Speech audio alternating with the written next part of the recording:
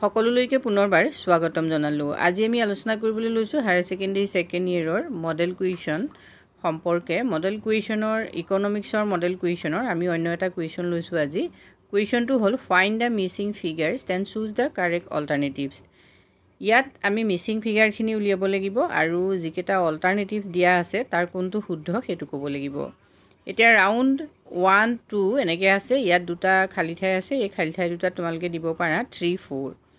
Next deposit চোৱা, ডিপ'জিটত আছে প্ৰথম আহিলে 5000, তাৰপিছত আহিলে 4000 আৰু লোনত 80% লোন দিয়া হৈছে, মানে 4000 আছে প্ৰথমটো আৰু তাৰপিছতে আমি ফিল আপ কৰিব লাগিব এই 2 আৰু নেক্সট ৰিজাৰ্ভ 20%, মানে ৰিজাৰ্ভ ৰেচিঅ' 20%, অৰ্থাৎ নগদ সংৰক্ষণ কৰা আছে 20%কৈ। 1 2 3 4 এই চাৰিটা আমি খালী ঠাই পূৰাব লাগে। প্ৰথম হ'ল ডিপ'জিট। এতিয়া প্ৰথমতে ডিপ'জিট কিমান কৰিছে সেইটো তোমালোকে লক্ষ্য কৰা।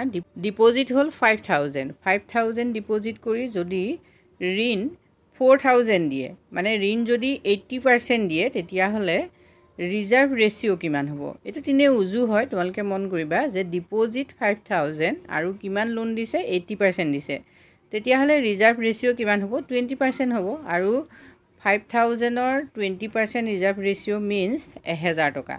গতিকে আমাৰ মিছিং ফিগাৰ 1ত হ'ব 1000।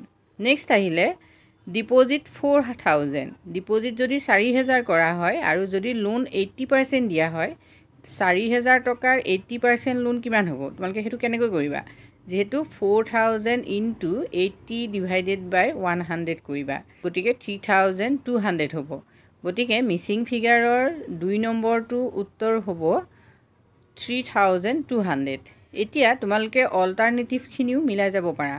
অল্টাৰনেটিভছত চোৱা, অল্টাৰনেটিভছ 1ত যিহেতু 1000 দিছে, যিহেতু 1 নম্বৰটো আমি ৰিজাৰ্ভ ৰেচিঅ'ত 1000 পাইছিলোঁ, গতিকে এটো তোমালোকে আনিব পাৰা, মনত পাৰা, চিটো আনিব পাৰা আৰু ডিটো আনিব পাৰা। এতিয়া প্ৰথম পৰ্যায়তে তোমালোকে বিটো কেঞ্চেল কৰি দিয়া। যিহেতু 2 নম্বৰ যিটো আমাৰ মিছিং ফিগাৰ, 2 নম্বৰ মিছিং ফিগাৰটো আমি পালোঁ 3200। গতিকে 3200 তোমালোকে চোৱা, প্ৰথম এটো যিহেতু কেঞ্চেল হৈ গ'ল, কাৰণ এটোত কি আছে 1000, তাৰপিছত 800 আছে।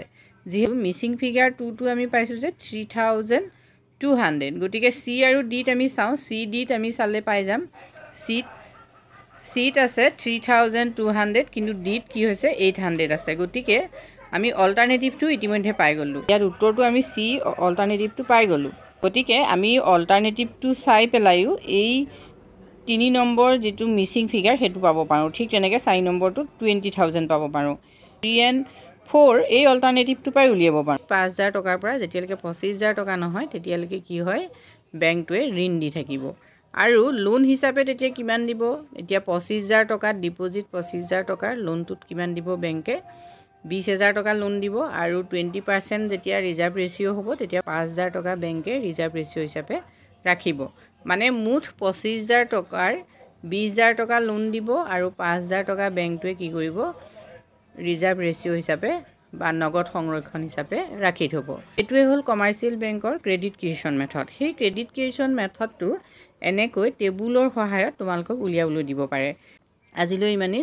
যদি মডেল কুৱেশ্যনখনৰ উত্তৰসমূহ তোমালোকক লিখিত ৰূপত লাগে, তেতিয়াহ'লে কমেণ্ট কৰি জনাবা। আৰু তোমালোকে এনেধৰণৰ ভিডিঅ' পাবৰ বাবে মোৰ চেনেলটো ছাবস্ক্ৰাইব কৰাৰ লগতে জইন কৰিব পাৰা। আজিলৈ ইমানেই, ধন্যবাদ।